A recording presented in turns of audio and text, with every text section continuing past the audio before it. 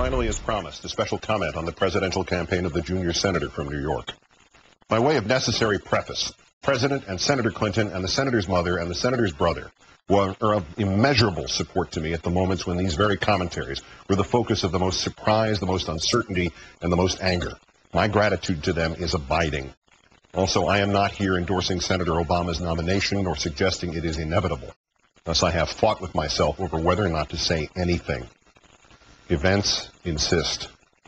Senator, as it has reached its apex in their tone-deaf, arrogant, and insensitive reaction to the remarks of Geraldine Ferraro, your own advisors are slowly killing your chances to become president.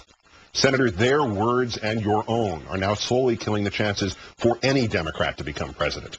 In your tepid response to this Ferraro disaster, you may sincerely think you are disenthralling an enchanted media and righting an unfair advance bestowed on Senator Obama. You may think the matter has closed with Representative Ferraro's bitter, almost threatening resignation letter. But in fact, Senator, you are now campaigning as if Barack Obama were the Democrat and you were the Republican. As Shakespeare wrote, Senator, that way madness lies. You have missed a critical opportunity to do what was right. No matter what Ms. Ferraro now claims, no one took her comments out of context. She had made them on at least 3 separate occasions, then twice more on television this morning. Just hours ago on NBC Nightly News, she denied she had made the remarks in an interview, only at a paid political speech. In fact, the first time she spoke them was 10 days before that California newspaper published them, not in a speech, but in a radio interview. On February 26th, quoting, "If Barack Obama were a white man, would we be talking about this as a potential real problem for Hillary? If he were a woman of any color, would he be in this position that he's in? Absolutely not." The content was inescapable. 2 minutes earlier, a member of Senator Clinton's Finance Committee, one of her hill raisers, had bemoaned the change in allegiance by Superdelegate John Lewis from Clinton to Obama, and also the endorsement of Obama by Senator Dodd. "I look at these guys doing it," she had said, "and I have to tell you, it's the guys sticking together." A minute after the color remark, she was describing herself as having been chosen for the 1984 Democratic ticket purely as a woman politician, purely to make history. She was, in turn, making a blind accusation of sexism and dismissing Senator Obama's candidacy as nothing more than some equal opportunity stunt. The next day, she repeated her comments, and a reporter from the newspaper in Torrance, California, heard them. If Obama was a white man, he would not be in this position. And if he was a woman of any color, he would not be in this position. He happens to be very lucky to be who he is, and the country is caught up in the concept.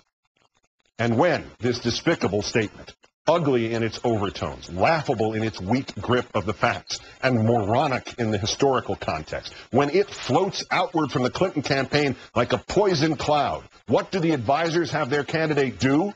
Do they have Senator Clinton herself compare the remark to Al Campanis talking on Nightline on Jackie Robinson Day about how blacks lack the necessities to become baseball executives, while she points out that Barack Obama has not gotten his 1,600 delegates as part of some kind of affirmative action plan? Do they have Senator Clinton note that her own brief period in elected office is as irrelevant to the issue of judgment as is Senator Obama's, while she points out that FDR had served only 6 years as a governor and state senator before he became president, or that Teddy Roosevelt had 4.5 years before the White House, or that Woodrow Wilson had 2 years and 6 weeks, or Richard Nixon 14 and Calvin Coolidge 25? Do these advisors have Senator Clinton invoke Samantha Power, gone by sunrise, after she used the word monster, and have Senator Clinton say, "This is how I police my campaign, and this is what I stand for," while she fires former Congresswoman Ferraro from any role in the campaign? No. Somebody tells her that simply disagreeing with, then rejecting the remarks is sufficient, and she should then call regrettable words that should make any Democrat wretch, and that she should then try to twist them, first into some pox on both your houses plea to stick to the issues, and then to let her campaign manager try to bend them beyond all recognition into Senator Obama's fault. And thus these advisors give Congresswoman Ferraro nearly a week in which to send Senator Clinton's campaign back into the vocabulary of David Duke. Anytime anybody does anything that in any way pulls this campaign down and says, let's address reality and the problems we're facing in this world, you're accused of being racist, so you have to shut up. Racism works in two different directions. I really think they're attacking me because I'm white. How's that? How's that?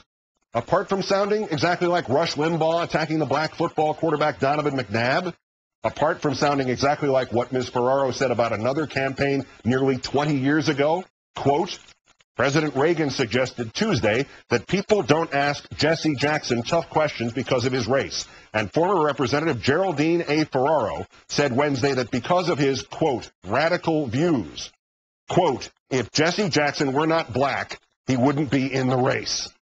So apart from sounding like insidious racism that is at least 2 decades old, apart from rendering ridiculous Senator Clinton's shell game about choosing Obama as vice president, apart from this evening's resignation letter, I am stepping down from your finance committee so I can speak for myself and you can continue to speak for yourself about what is at stake in this campaign.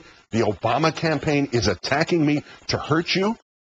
Apart from all that, well, it sounds as if those advisors wanted their campaign to be associated with those words and the cheap, ignorant, vile racism that underlies every syllable of them. And that Geraldine Ferraro has just gone freelance. Senator Clinton, this is not a campaign strategy. This is a suicide pact. This week alone, your so-called strategists have declared that Senator Obama has not yet crossed some commander-in-chief threshold, but he might still be your choice to be vice president, even though a quarter of the previous 16 vice presidents have become commander-in-chief during the greatest kind of crisis this nation can face, a midterm succession. But you'd only pick him if he crosses that threshold by the time of the convention. But if he does cross that threshold by the time of the convention, he will only have done so sufficiently enough to become vice president, not president. Senator, if the serpentine logic of your so-called advisors were not bad enough, now, thanks to Geraldine Ferraro and your campaign's initial refusal to break with her and your new relationship with her, now more disturbing still with her claim that she can now speak for herself about her vision of Senator Obama as some kind of embodiment of a quota if she wishes.